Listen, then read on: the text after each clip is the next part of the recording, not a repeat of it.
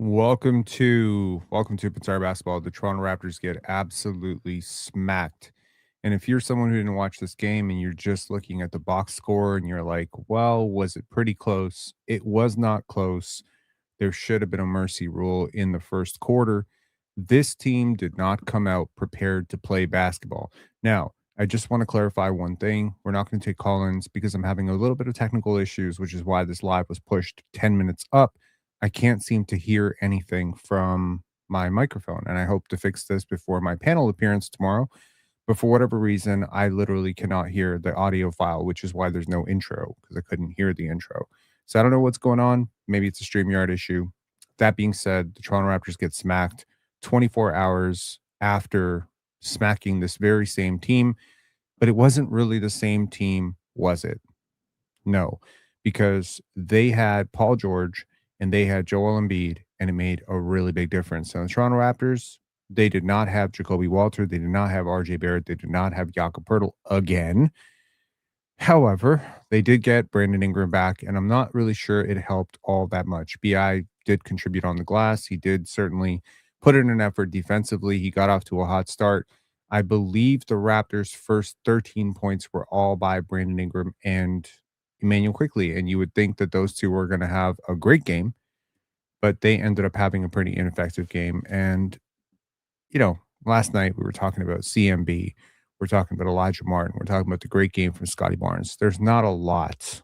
There's not a lot that you can talk about today and say, well, the Raptors didn't play well, but at least this guy had a great game. A lot of poor performances. If you're looking for something to maybe hang your hat on as a positive to take away from this game, AJ Lawson certainly came and competed. Scottie Barnes certainly gave you a lot in the fourth quarter and something, competitive to make this game somewhat respectable. This was a 30 to 40 point blowout loss looming at around halftime. And, credit to the Toronto Raptors for winning the third quarter and fourth quarter by combined, I believe it was 10 points, but sorry, 20 points. So, yeah, this is the win probability, in case you were wondering. This is Philadelphia, 49% at the 5-minute mark. It was 19-19, and then it was over. Then it was, we're talking, this game was 19-19 at the 5:23 mark. You're like, uh-oh, there's a lot of scoring going on. This is going to be a shootout. And you don't want to get into a shootout with Joel Embiid and Tyrese Maxey. It suddenly went from 19-19 to 24-19. Then we went to 26-19, 30-24, 35-26. Before you know it, it's 43-25 to 28. You're not even out of the first quarter yet. 45-28 was the score at the end of the first quarter. It built from there, 62-37. It got worse and worse and worse until the point that, yes, you were on the precipice of a 30-point blowout, 73-44. This game was not close. The reason it became close, the growth. The Toronto Raptors' greatest Raptor of all time, Kyle Lowry, came into the game and chucked shots, including an air ball. The Raptor fans went nuts. Listen, I love Kyle Lowry. It was great to see Kyle Lowry play a game. I'm not going to be Debbie Downer and tell you that a whole bunch of casual fans screaming, we want Lowry, as their team is desperately trying to cut it to 10 is disrespectful. It's not disrespectful. This is an entertainment product, and he is a perhaps memory of better times. But I will remind you, Kyle Lowry super fans, it grazed the rim. Well, shout outs to Kyle Lowry for grazing the rim on his first attempt. They got better and better. That third one was halfway in. But yeah, I don't know, man. There's a lot that's wrong with this game. Schematically, you could argue playing drop coverage against Tyrese Maxey was a insane decision. And you'd have to assume that this was a scheme-related thing because the Raptors, from Jamal Shed to AJ Lawson to Grady Dick to Emmanuel Quickly, they all seem to do it. It feels like in the fourth quarter, Scottie Barnes just kind of took that challenge onto himself, and he said, Tyrese Maxey's not getting any more points. But, man, Tyrese was incredible tonight. He came out in the first quarter with a joie de vivre, Maybe not a joie de vivre. He came out with a vengeance tour. He was like Liam Neeson and taken out all those Albanian, dudes in Paris. He's like, I will take down the Eiffel Tower if I need to. Yeah, that's basically what Tyrese Maxey came into this game feeling like. He was yapping to the bench. He was, waving goodbye to everybody. You love to see it. It's competitive. He obviously, you have to feel like you're going to get punched in the face really hard coming into this game. And I just don't think the Raptors were prepared for it.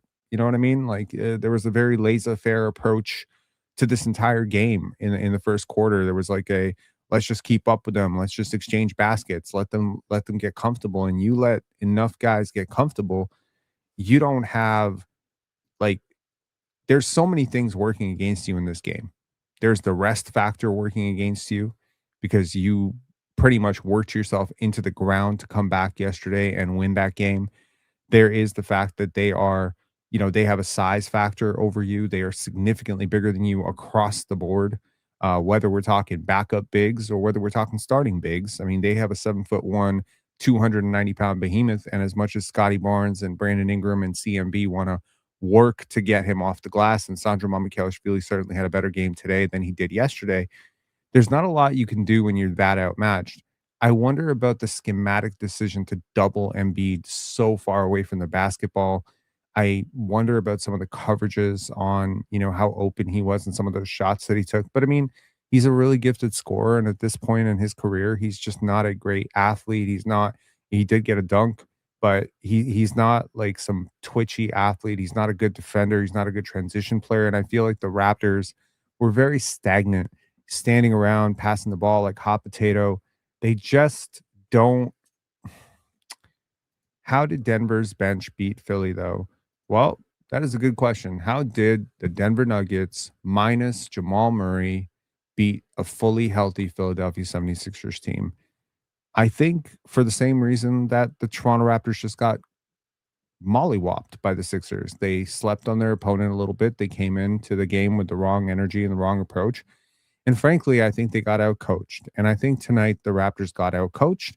I think they got out executed. They were outsized and obviously out talented. The number of open shots that VJ Edgecombe got, madness. How often Tyrese Maxey got open, insanity. Dominic Barlow was the fifth starter, but really it was off the bench Kelly Oubre who played the bulk of the minutes, as a small forward, and I think he played relatively well. It's not really the bench that killed you. It was Tyrese Maxey and Joel Embiid combining for 60 points on very efficient shooting that killed you. And I mean, if again you want a silver lining, you take out that first quarter, you win this game. You know what I mean? You wipe out that 17-point deficit in the first quarter, you win this game because you lost this game by 13. So you won the rest of the game. You just lost the first quarter. But that's not really the way basketball works because they also know that they won that first quarter by 17 points and they did their work early. And it feels like maybe they clearly came into this game with a vested interest of getting Kyle Lowry into the game, and they did get Kyle Lowry into the game. But kudos to the Raptors for fighting back. It's not easy to fight, claw, and work as hard as the Raptors did in the fourth quarter when there's really no chance of coming back. I mean, look, like the Raptors had a 17-3 run in the second half in the fourth quarter to close the gap under 20, and I was like, there's still no chance this team is coming back. They're not gonna come back. Mars Farts Sports, clearly a parody account. Peyton Watson and Scottie both won Player of the Week. Both players Penn was high on from the start. Yes, I was very, very high on those two players indeed. And I remain very high on Carter Bryant. People want me to like turn on Carter Bryant for some reason. I watched Carter with the Toros yesterday, getting his G League stint. I see every bit of talent that I saw at the pre-draft. And trust me, 3-4 years from now, you will not be wanting me to get off of Carter Bryant. I think he's still going to be really awesome. If the Raptors are completely healthy, they can beat the Sixers in a 7-game series. I don't know about that, but certainly worth thinking about. I don't think this game was necessarily emblematic of who the Toronto Raptors are, but yes, if the Raptors have if they have Jakob Poeltl, it would help a lot against Joel Embiid. This is the second time the Raptors have faced Joel Embiid without Jakob Poeltl, and the results have been the same. You don't know how to stop this guy. You can't stop this guy. And as good a defender as Scottie is, as good a defender as CMB is, they're giving up so many pounds and so many inches in that matchup. And it's not like other teams are having a great deal of success stopping Joel Embiid either. Like he's still, putting up 25, 30 points regularly against just about anybody else. So, holding him 9 for 17, he missed a couple of very makeable threes. He goes 1 for 6 from three. This could have been a lot worse if we're being honest. Uh, let's take a look at the team stats here. The Toronto Raptors shot 40% from the field and once again shoot below 20% from three. This is back-to-back days that the Raptors shoot below 20% from three. And I think we need to start asking some serious questions about who is taking these three-point shots and the quality of threes you're generating, because you're seeing a lot of transition threes, early pull-ups from Emmanuel Quickly. You're seeing early pull-ups from Grady Dick, who is shooting ice cold. Holy crap. You're not seeing a great deal of confidence from Scottie taking threes. Earlier in the season, he was hitting 40% of his threes. Once again, as the season has gone on, he's lost more and more of that confidence in that three-point shot. But the reality is the Raptors' best attempts on three come from drives, paint touches, and frankly, off of offensive rebounds. And yeah, they have shooting talent, but the right shots are not being taken by the right players. And I think that the fact that you have managed to even be in a game below 20% yesterday. I think what was the shooting percentage yesterday? It was like around 20%, right? So it's just back-to-back cold shooting games. I mean, you do manage to out rebound them. Shout outs to you guys. You get to the line a little bit more than they do, 25 free throw attempts to 23. So that's pretty good. They turn the ball over. So you win the turnover differential. You don't turn the ball over like a crazy person. And you somehow win the points in the paint battle again, 54-38. So these two games are pretty much like similar in a sense. You don't shoot well. You have cold shooting from your shooters. Grady Dick is pretty much unplayable in both games. He loses all of his minutes significantly.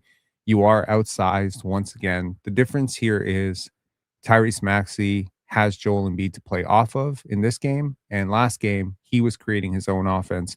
And Tyrese Maxey is every bit a superstar in this league. But one thing he does not do well is create his own shot off a standstill in the half court. He's not Luka. He's not LeBron. He is best playing off of another star. And tonight, Joel Embiid can masquerade as one of those stars, right? He can do that. And I think Paul George, the defense has been very much, a good thing this year. And even though he and Joel Embiid shoot a combined 2 for 12 from three, it didn't matter. Like they were significantly positive. They have some positive value on the court just by virtue of the fact that they know how to play basketball. From the Raptors side, in terms of what did you get from your players, you got 17 points on 15 shots from Brandon Ingram, who went 0 for 2 from three. You got 15 points on 16 shots from Scottie Barnes, who went 0 for 3 from three. A lot of dare shots, a lot of settles, in my opinion. Wasn't nearly as assertive tonight at all, actually. I wonder if he was a little bit gassed, but honestly, I just didn't love his process. He felt a little bit trapped in terms of attacking. There wasn't a lot of space for him to attack. They did a great job of just walling up on him, and he missed a couple of gimmies at the rim. There were a couple of drives that just fell short. And overall, Scottie has to be better than this. You just won Eastern Conference Player of the Week. You can't put up this stat line, man. You can't put up 15, 4, and 3 in 35 minutes and your team loses by 13. And for the most of the night, you're trailing by 20 to 30 points. It's a tough process. And here's the thing. You're playing 3 non-shooters with 2 shooters. Jamal Shed, Scottie Barnes, Colin Murray-Boyles. That's a lot of non-shooting out there. And you're the undersized team. And you have a lack of talent. It sucks. And again, do I think Brandon Ingram's a better player than RJ Barrett? Yeah, I do. I do. But tonight, RJ would have helped more than Ingram, because what RJ does is what Ingram doesn't do, what Scottie doesn't do, what IQ doesn't do is he drives. He penetrates. He gets into the paint. There was a time when Alvin Williams, talked about this play where Scottie Barnes was double teamed on the corner and he had to fling it out to a shooter. And he said, someone needs to cut in that exact situation. Someone needs to cut. And as much of a hero as Elijah Martin was yesterday, and as much as I think he deserves a lot of credit for competing hard today, uh, he's not RJ Barrett, you know? Uh, so it's a tough thing. Uh, Not a huge film session today, if I'm being honest. This is not a game that you if I'm the coach of the team that plays this game, I'm pretty much chalking this up to exhaustion, a lack of size, a bad matchup, and I'm simply saying we're burning this tape. We're at the halfway mark, okay, of the season.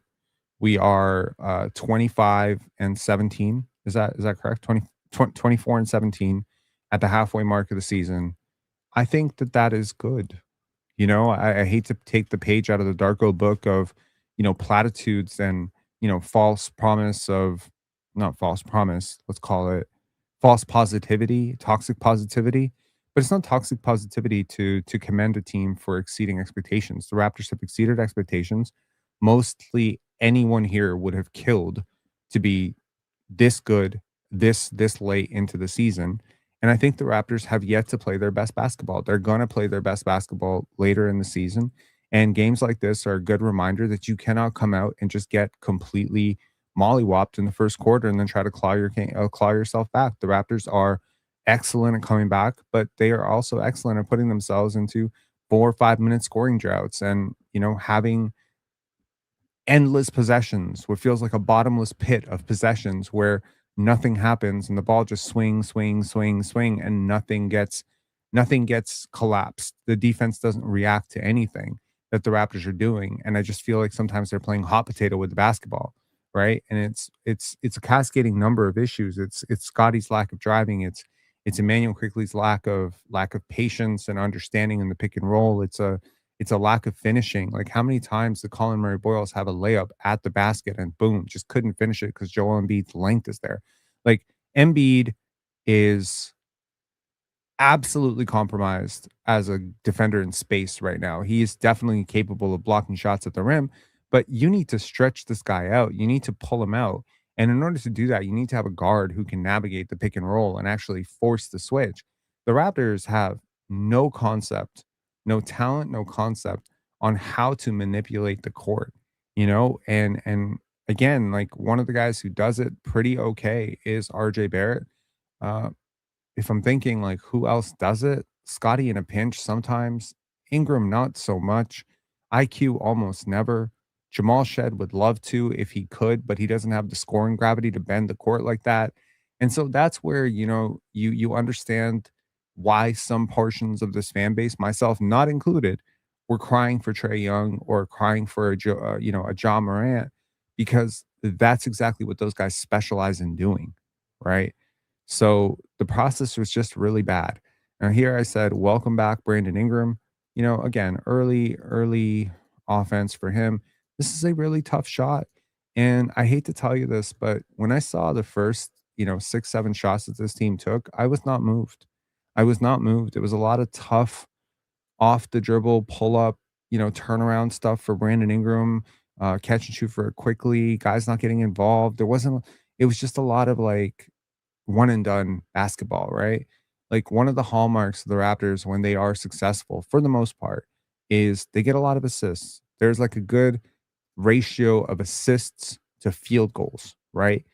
And today you had 29 assists on 37 field goals. So you would argue like, okay, that's not that bad. I mean, how much better can it get? Um, it got better later, but it felt like earlier they weren't. Everything was. Hmm, there's a difference in assists, and then there's a difference in like assist farming. You know, if Brandon Ingram comes off, like, for instance, like, take a look at this play right here. I'll probably point this out here. So, is this an assist for Jamal Shed? I don't know.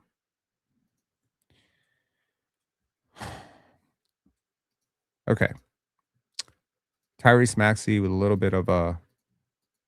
I mean, there was a lot of aggression without a lot of thought, right? That's the best way to probably summarize the first quarter. Is it's not like guys were just dogging it, but they were just making the wrong move very often, right? A lot of poor execution. Consider this play right here. Grady Dick, right, in the corner. That is a shooter. You must be aware of it, but also cascading effect. You don't have a big on the court, a Dem Bona cutting down, right? And that's why you cut.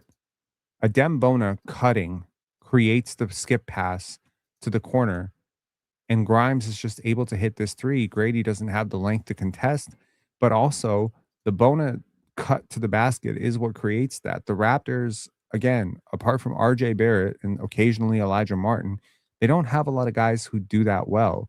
There was a time when Grady was a very frequent cutter and very good off the ball and running around and everything. I don't feel that way anymore about him. Now it just feels like there's less of a focus on that with him. Here, to sum up, this is the second quarter. I said to sum up 12 seconds of basketball here for the Raptors. Grady Dick. I mean, look, he's not getting run off the line here. He's not getting guarded like so well. There's so many of his threes are just wide open or borderline close to open, and he's just missing them. Here, Grady makes a concerted effort to get back on defense. He's going to try to cut off the driving lane for VJ Edgecombe because Emmanuel quickly gets behind him, and VJ is going to drive into Grady to set this shot up for Jabari Walker. And Walker is pretty much on the court. I mean, last night I believe he went 0 for 4. He's not going to miss those for 2 nights in a row, right? And he's just so comfortable. It's just wide open, wide open. He's a two-way guy. So Toronto is getting manhandled. Take a look. Now, just watch Grady Dick here, right? And I'm not picking on Grady. It's not all Grady's fault. There's a lot of issues going on, but take a look at Grady here. So Grady clearly wants to help, right? There are some help instincts here. You must stop your man from cutting into the paint. There has to be some effort here to at least put some resistance. But you allow Jabari Walker to once again just cut right past you. And I mean, Walker is a strong dude. His dad is Samaki Walker. It's in the genes, man. He is a strong dude. That's a power forward, and he's going to cut right past you. Do something. Do something. I mean, it's right in front of you, man. So here, this pass has to be picked away. There has to be a body placed on someone. You're just too soft. Too soft. It's just soft basketball, right? I said, and this was before halftime, I said one bright side is you'll get to watch Kyle Lowry play his final game at least. And boy, did that did prove to be true. Now, I'm singling out Emmanuel quickly. He was not the only person. He was not one of, I think, 4 players did this tonight. Watch this play here. So quickly, and of course, it's bad to do it to VJ Edgecombe. It's really bad to do it to Tyrese Maxey. It's bad to do it to Quentin Grimes as well. Here, quickly is pressuring the basketball here, pressuring VJ Edgecombe. Joel Embiid says, here, take the screen. So Embiid sets a screen, and instead of fighting over the screen or even pushing for a switch, which obviously would result in a mega mismatch, quickly not only goes under Embiid, but he also goes under CMB and then doesn't even bother contesting on this three. And I mean, again, the game is lost at this point. You're down 26, but you're fighting. The Raptors tried to fight to end the second quarter. And it's just plays like that break your back because you don't even get a hand up. You don't even get a hand up. I said 17-3 run before Maxey and George hit back-to-back shots to bring the lead back to 22. The Raptors win the third quarter 26-19. Here, some positive possessions here for the Toronto Raptors and stuff, what they can do. And here, this is what you need to do. You need to attack these weak defenders. Maxey is a weak defender. I don't think the Raptors attacked him nearly enough. Embiid in space is a weak defender. They didn't bring him out into space enough. Drummond and Bona are not necessarily the greatest defenders in space. there's really like a couple of really good defenders on this team. But apart from that, there's a team that is held together by they're held together by very low quality glue. And here Grady is able to sneak back door, and Jamal Shed finds him for the reverse layup. His only basket of the night was a wide open layup. Let that simmer for a second here. I said comeback odds are virtually impossible here, but Jamal Shed, you got to appreciate the effort here. Uh, again, this is a game that was out of hand in the first quarter. You don't have the legs, you don't have the talent to come back, but give it to Jamal Shed here. You're down 19 points. Look at Jamal Shed in transition. This is a 2-on-1. This should be an easy basket. And here Jamal Shed is able to square up and he takes this right on the numbers from VJ Edgecombe. Good effort. Great effort. You know what? If I'm a coach, I'm looking at plays like that, and I'm definitely looking at plays like this.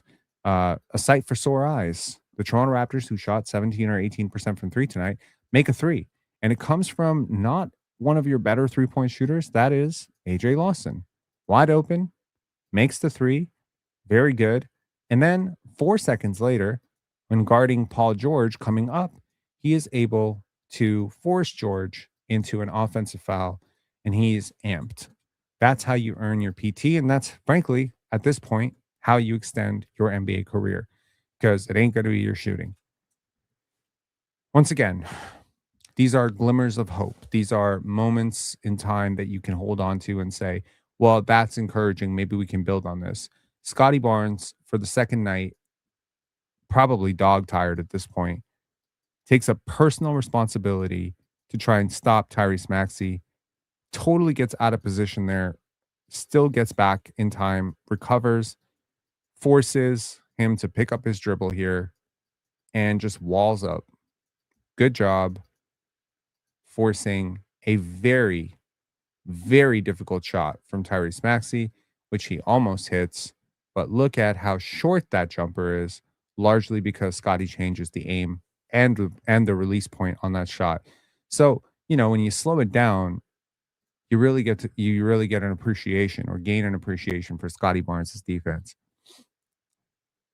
Anti Deep said Pirtle can't hold Embiid, double teams would come regardless. Embiid 4 years ago, yes. Embiid today, I think Pirtle could provide some semblance of defensive effort that would not require you to go overboard and have to scramble so much effort to. Yeah, I think the Raptors over panicked on Embiid, right? I'm not saying that Jakob Poeltl can stop him. I'm certainly not saying Jakob Poeltl is a one man, defensive answer for Joel Embiid. I'm not saying that. But having a 7-footer out there would put so much less pressure on your defense to come up with rebounds. It would immediately add a little bit of size for offensive rebounding purposes, rim protection purposes. There's so many times where the Raptors tried to stop Embiid with like 2, 3, 4 bodies, and Embiid still came up, with it. And it's just a lot of pressure that a 7-footer who has that stretch ability puts on your defense. And it's not just Embiid. It's not just Embiid. Wemby would put this type of pressure on your defense. Kristaps Porzingis, when he was healthy, he put this type of pressure on your defense as well. It just so happens that Embiid is probably more polished offensive player than both those guys right now. And it's just going to be a really, really strong uphill battle for the Toronto Raptors before they plug up this hole. This is a team that has a lot of problems, but what team doesn't have problems? The Boston Celtics lost to the Indiana Pacers tonight. Teams have problems. A lot of teams have problems.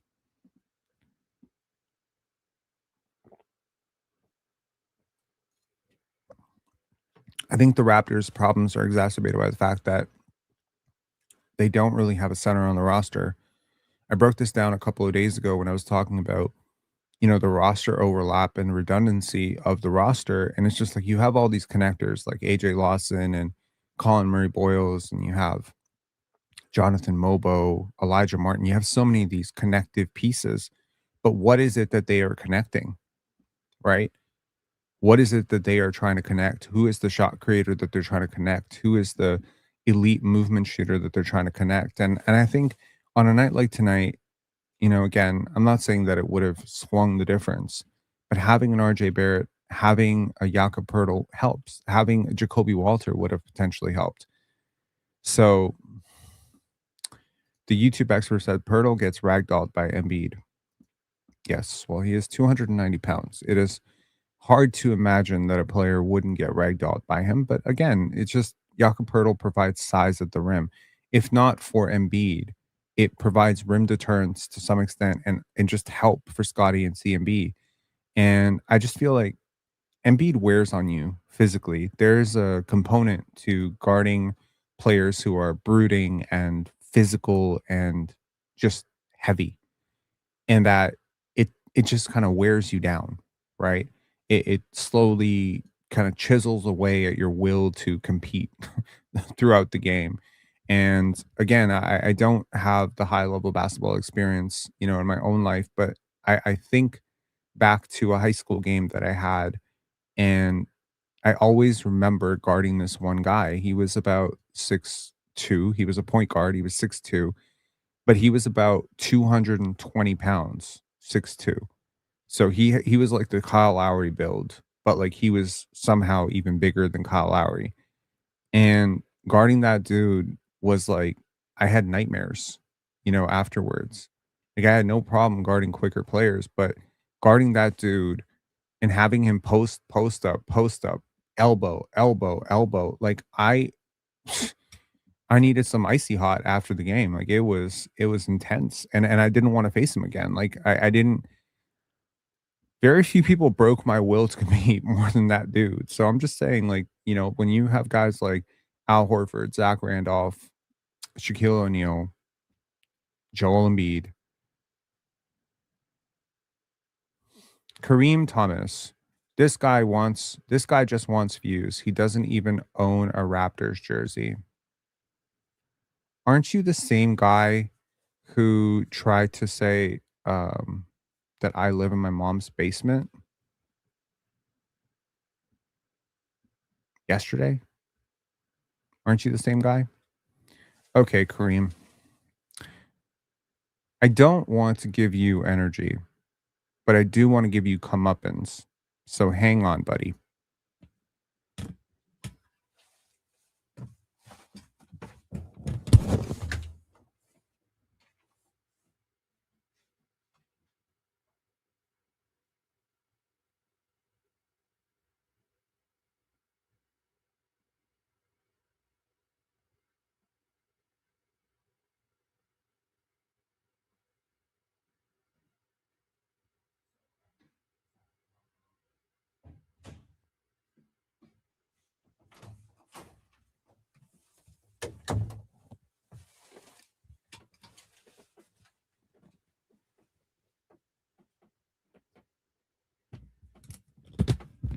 Okay. We back. Okay. I was thinking how many of the Raptor jerseys I should bring out. I thought about it. I was like, should I bring out my TJ Ford, my Kyle Lowry, my Andrea Bargnani? Should I bring out the Chris Bosh jersey? But since you said he doesn't even own a Raptors jersey, just jersey, I decided I would bring out the one that counts. So, one, go fuck yourself.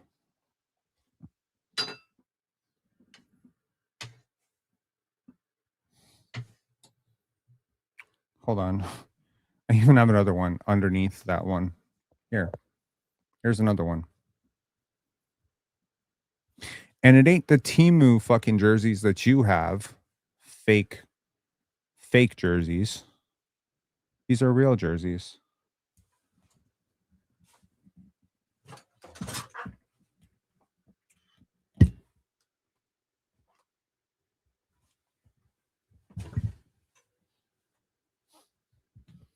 Did I just lose my headphones? I did. And wouldn't you know it, not only a Raptors jersey, but also a Raptors championship banner. See? Raptors championship banner. Do you have one of these, Kareem? Do you know who Marc Gasol is? Anyway, my point is you suck. That's my point. The only thing worse than the Raptors' first quarter offense is you, Kareem Thomas. I think. No, I won't say that. I get canceled. Hold on. Would I get canceled for saying that I wish that your father wore a condom? That's a question. I'm not saying it. I'm just asking, would I get canceled for saying it? Take the L. Anyways, we got a caller, Lil John. Lil John, what's up? Oh, shoot. I forgot to tell you. We can't take callers today because I can't hear anything on the phone. For whatever reason, StreamYard is making it impossible for me to hear. So I apologize. I'm not able to hear you right now for some reason. I'm able to hear myself, but I can't hear anybody else. So we will take calls tomorrow. Hopefully we can figure this out. Sorry, Lil John. Yeah. Thoughts on Raptors having interest in Sexton? That would be a good idea. Colin Sexton is an interesting player for sure. I don't know why. I'm not really sure why the Charlotte Hornets would get off of him, though, if I'm being honest.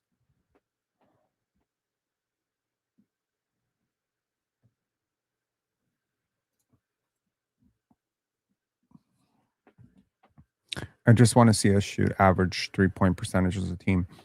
Honestly, you have good shooters, right?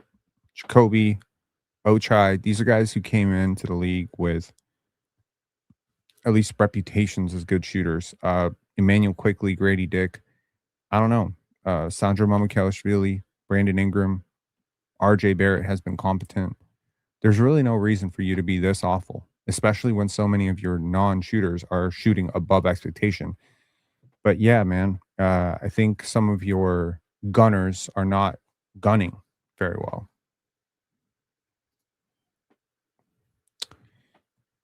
Daryl's saying, I think the Raptors should circle back to Malik Monk. I think he's really gettable. I would I'm gonna say I'd throw a party if we were able to trade for Malik Monk. I'm a very big fan. Do you think the Grizzlies would part with Jaren Jackson Jr.? Yes. Better question. Why do you want Jaren Jackson Jr.? Why do you want Jaren Jackson Jr.? Is it because you do not watch Jaren Jackson Jr. every single day? Instead of Malik Monk, what about Devin Carter? This is the weirdest sentence ever, Tyler. I don't think Devin Carter is a very good player. That's kind of my view on it. I don't think he's very good. Jaren Jackson Jr. at power forward, Scottie at point guard. That is interesting.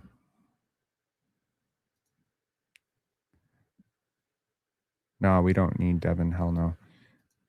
So are we trading a first for Jakob like player and then complaining a year from now for re-signing them to a terrible contract?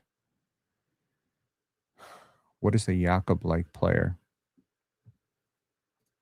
Jared McCain is a cheap target. Jared McCain is an awful defender, man. He is truly god-awful, and the only team that doesn't seem to realize that is the Toronto Raptors. Ja Morant for Quickly. Well, Ja is up for a pretty hefty extension, and I don't know if you want to be the team that's going to pay it. Also, hang on one second. I got to tell y'all one thing. So we are dangerously close to 14,000 subscribers if we didn't pass it in this live already. I believe. Imagine being able to Are we build there? an app with your name on it just by thinking about it. Meet Base 44. That's awesome. So congratulations to us on a night where that is awesome. Well, something good came of tonight. Let's just put it that way. Jordan Poole for Grady or Ochai replacement. I don't know, man. Like, do you realize how much Jordan Poole makes? Makes almost $30 million a year. Thank you, thank you, thank you, thank you very much. It is indeed awesome to get to 14,000 subscribers. And because I am a complete psycho, I am immediately thinking, how do we get to 20,000 subscribers? So that is unfortunately how my brain works. I'm immediately in the next goal mode. And yes, but nevertheless, I have through a process of discovery and evolution, stole all of Chev's subscribers. Well, that would only be true if you could only subscribe to one channel. I don't think I stole anyone, but yeah. Yeah, through a process of self-discovery and I've learned that you have to learn to smell the roses. You have to appreciate these small victories where they come. And I do think it is a huge thing. 14,000 subscribers. I'm always reminded that I am not exceptionally gifted at what I do, right? I'm not some uniquely gifted speaker. I'm a guy who talks about basketball from the perspective of, reading the game and understanding the game and studying the game, but I don't think that I'm doing something novel or so exceptional or whatever that I deserve. I don't know if I'm saying this correctly, but I don't think like I listen to podcasters that I'm just like blown away by how smooth they are on the microphone. And then I sometimes listen to myself and I'm like, man, this is very conversational. There's nothing theatric about it. There's no animation in my voice and whatever. I'm not the funniest person and all that stuff. I am working on it though. I am working on it. Give me a W if you caught the Player's Choice episode on Thursday last week when Swipa took the zinger of all zingers. Um, do y'all remember that? It was he was talking about starting a podcast with Ox that wasn't about basketball, and I said, it's good to become aware of your own weaknesses. I'm really glad that you're moving away from basketball podcasting." Something along those lines. It was a joke that landed. I think I am getting better. Cam Whitmore cheap, no? See. There's a very wise man who once said, "I'm not rich enough to afford cheap things." The potato head was so funny. Yes. Well, we are on a 1-year mission to put Swipa in his place.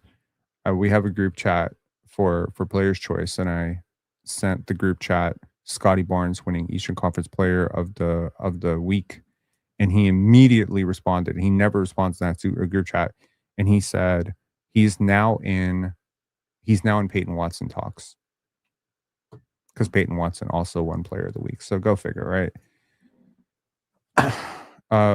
Croc Poet 123 said, "You are awesome at your analysis and discipline to your craft. Keep growing, keep sharing wisdom, and keep working on it." I appreciate you, man. Thank you so much. I am always reminded that as much as I say the best is yet to come for the Toronto Raptors, I know the best is yet to come for me as well. And my girlfriend and I were having this conversation today about admitting what you're not good at, right? And sometimes it can seem like self-deprecation when you're just getting through the minutia of like, I'm not good at this, I'm not good at that, I'm not good at this, I'm not particularly gifted. And people are like, whoa, whoa, whoa, Debbie Downer. Like, what the fuck are we doing here? You need to be confident. Real confidence comes from self-awareness. Real confidence comes from work, like working on your craft every day. So I think the fake confidence stuff is what social media is all about, right? Like the my life's perfect and blah blah blah blah blah blah blah. Like I got 3 cars, and it's like, meanwhile, no, you don't, and no, you don't, and no, you don't. That's not real confidence, right? Real confidence is it's coming from honesty, people who are honest, self-aware, and working. You got to work on it, right? It's a thin line between self-deprecation and self-awareness. I don't think the line is that thin. Haroon said confidence comes from competence in a field. I think confidence comes from self awareness, self knowledge, competence, work. So, work put into a particular craft, but also from shit testing your own beliefs, from testing yourself against competition. Like, you might be a very obnoxiously cocky basketball player and you go up against the state champions and you get smacked by 45. How do you respond? I think the answer to that is where your confidence comes from, right? Lowry said post game that that was one of the best moments of his career. That's cute. That's cute. It was interesting. It's so weird. There is such a strange thing about seeing a player like Tracy McGrady at the end of his career, DeMar now, even LeBron, Kyle, is that they don't look that different than they did. I mean, Kyle looks very different because he is totally in his dad bod phase right now. I'm not body shaming anybody, but he is really out of shape. But like a guy like LeBron, who still kind of looks like the same guy he was like 8 years ago, but does not play anything like the same guy. Even a guy like Joel Embiid, who's going to age horribly, by the way, due to all the injuries that he's gone through. It's so weird to see these guys, right? Because it's like 32 max player, 33 washed, right? With LeBron, it was like 38 max player, 41 still not washed. But we're gonna go through this with Steph Curry as well at some point. It's weird, man. The bodies do change so much. There's such a steep decline at some point, mentally, physically, between the ages of 30 and 40, somewhere. And it's like you can push it off, but you're not going to push it off completely. Like you can delay it, but you cannot eradicate it. It will come. There's this line in Moneyball. He said, "We all hear it. We all have a day where we're told that we can't play the children's game anymore." You know, when I was in my early 30s, I am now in my late 30s, which is weird to say, but when I was in my early 30s, I still played basketball almost every single week. And, a couple injuries. I had managed to be pretty much injury free prior to 33, and then a couple of injuries. And suddenly those injuries took way longer to recover. And I'm just like, shit, I can't be in a cast. I can't be in a walking boot because I got an injury playing basketball. And I remembered, in my early 30s, a friend of mine who used to play basketball with us said that he turned his focus over to tennis because it was a little bit easier for people who were our age to play. I don't know, man. When will you start to respect my team? Says Tyrese Maxey lover. Never. He will never respect your team. Fuck your team. Fuck your team and every single player on your fucking team, with the exception of Kyle Lowry. Honestly, fuck Quentin Grimes. Fuck Joel Embiid. Fuck Paul George. Fuck them all, man. I do not like your team. Point guard.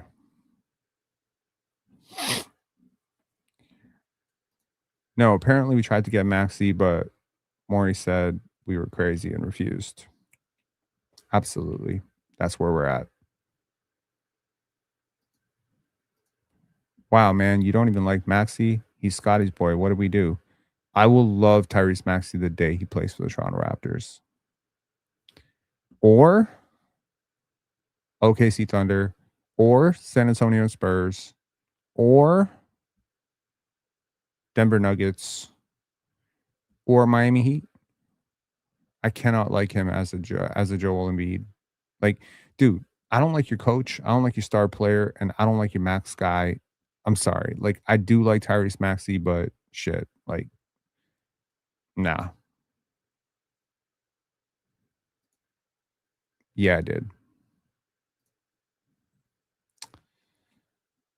Jared Osei saying Sixers fans hate Nick Nurse. Welcome to the experience. I tried to warn y'all, man. I think I have a post on X from when Nurse was hired where I said, mark this day, within a year, Sixers fans will be asking for this guy to be fired.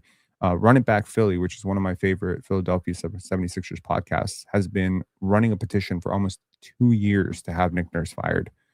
Yeah. playoff P. You mean pandemic P, right?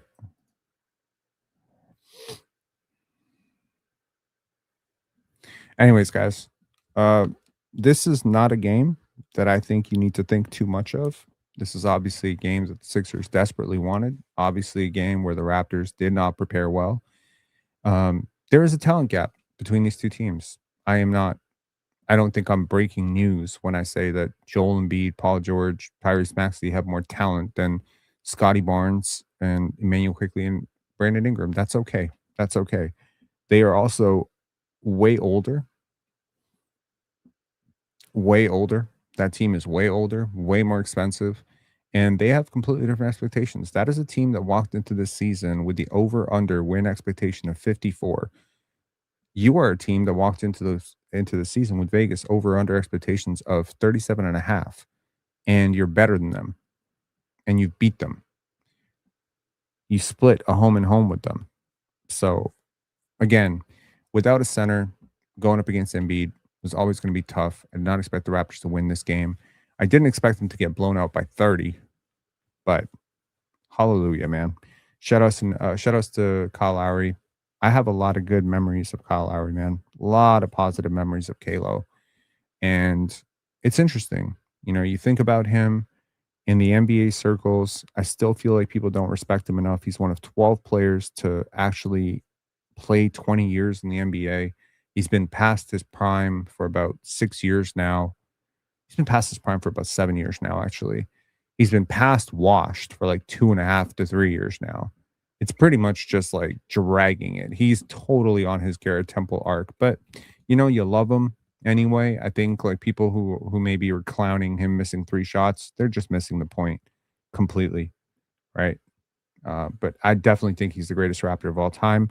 And he embodies a lot of what is in the DNA of Raptors culture. And I will tell you this, I was looking through all of Raptors history to look for the best starts after 40 games. All of the best starts were with him. All of them. Every single one. 1, 2, 3, 4, 5, 6, 7. He was on the roster. He was on the roster. He was on the roster. And finally, you have one where he was not on the roster this year. Hang on. I'll actually show you what the best starts in Raptors history were as a final sort of party note. 1 second. So here's the full list. I was looking this up this morning. This is the full list. So the Raptors are 24 and 16 after 40 games, one of their best starts ever. So the best starts in Raptors history, this is the halfway, well, the unofficial halfway mark is 41. So 29 and 11, which was 2017, 2018, 28 and 12, 28 and 12. So two-way tie between 2018, 2019, and 2019, 2020. Then there was a 27 and 13 start, a 26 and 14 start, another 26 and 14 start, a 25 and 15 start, and then, of course, this year's 24 and 16 start, which ultimately now at the half game mark will be 24 and 17. Not as impressive.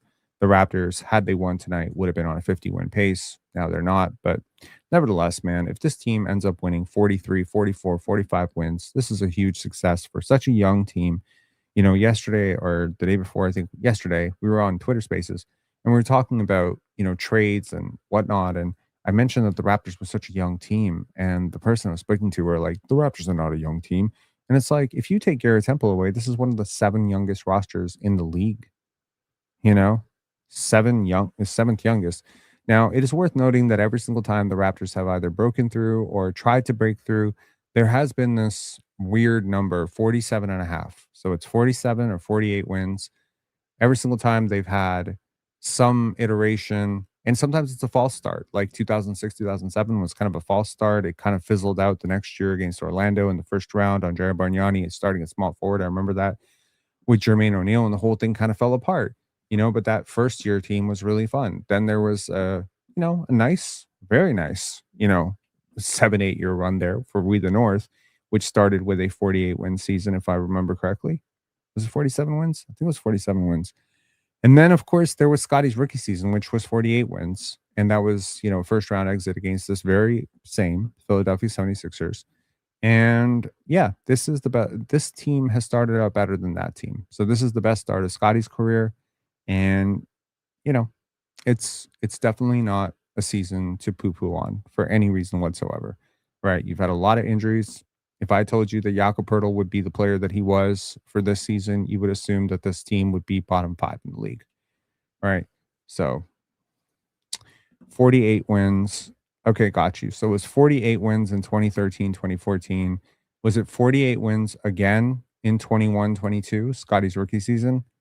And then it was 47 wins in 2006, 2007, which was the Anthony Parker, Chris Bosh, TJ Ford team.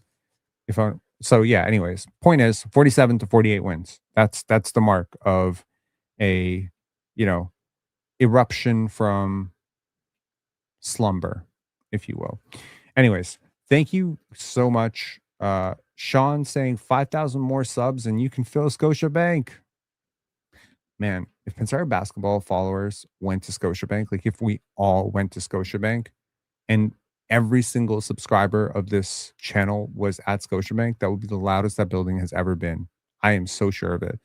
I feel like, or is that true? We have a lot of really smart people. Maybe smart people aren't as loud.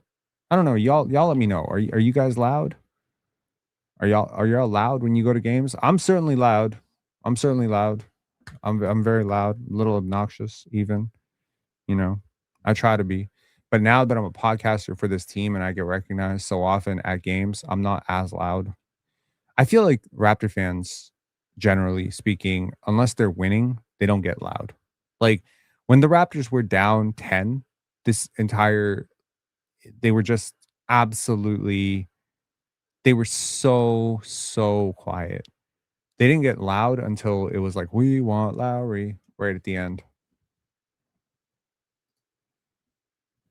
But we also might end up booing IQ after his 25th missed three. Eh, I don't think y'all would wait for 25 misses from Emmanuel quickly. I think you'd be booing at 2. Karen Hall saying not loud with a church mouse emoji. Is that a church mouse emoji or just a regular old mouse? Playoff time they're loud. Eh, get behind 10, 12 points in a playoff game and figure out how loud the Scotiabank Arena crowd is. Look, man, I feel like the Toronto fans need to take a page from Europe. I mean, they are obnoxiously loud all the way through for the most part. And if your team gets down by like 15 to 20, they just start booing the home team. It's pretty great. Toronto fans get louder than anyone when up or big moment, but are dead quiet when down in any sport. I wonder if that says something about the psyche of the whole city, you know? Anyways, I'll talk to y'all later. Have a beautiful night. The Raptors' next game will be, hold up. Their next game is Indiana, who just, by the way, beat the Boston Celtics. The Raptors will definitely have their work cut out for themselves on the road against Indiana. That will be Wednesday at 7 o'clock. And then on Friday, it is a date with a familiar foe who is playing really well right now in Kawhi Leonard. That's January 16th. And then you get a date at Staples, well, formerly Staples, now Crypto.com Arena. Bullshit change, which is January 18th. You get to see LeBron James. So you get to see Pascal Siakam, Kawhi Leonard, and LeBron James, Luka Doncic, and then Steph Curry over the next week. Should be fun. Should be a lot of fun. Can't wait. I hope that Elijah Martin keeps getting minutes. I just want to see Elijah Martin get technicals against every single star. I just want this guy to fill off his little bucket list at this point, right? Got a technical today against Joel Embiid. I want to see him get a technical against Kawhi. I want to see him jawing at, James Harden. I mean, in a lot of ways, Elijah Martin's all of us, right? Like he's like the kid who gets to like fulfill his NBA dream in a lot of ways. And I'm not saying that as I'm not trying to be rude when I say that. Like, this is a real rags to riches story with Elijah Martin. Like this is a very virtually unknown recruit player going to back-to-back Final Fours, becoming an NBA player. Like he's like a my player, in 2K. So yeah, seeing him, cockily, is that even a word? Cocky. He's very cocky, he's very confident, jawing at everybody, waving goodbye to Tyrese Maxey today, shoving Joel Embiid. Love it. Love it. Everyone who's a star, he wants to go at those guys. It's a real Napoleon complex, and I'm here for it. All right. I'll talk to y'all later. Have a beautiful day. And if you want to hear my thoughts, more of my thoughts, or if you want to see me get trolled mercilessly for Scottie Barnes playing poorly today or whatever, make sure to check out the panel tomorrow at 11 o'clock on Player's Choice. Peace. Also, thank you guys for getting us to 14,000 subscribers. I may downplay it. I may talk about 15,000 subs coming up next, blah, blah, blah. But believe me, this was a big goal for me. Thank you so much.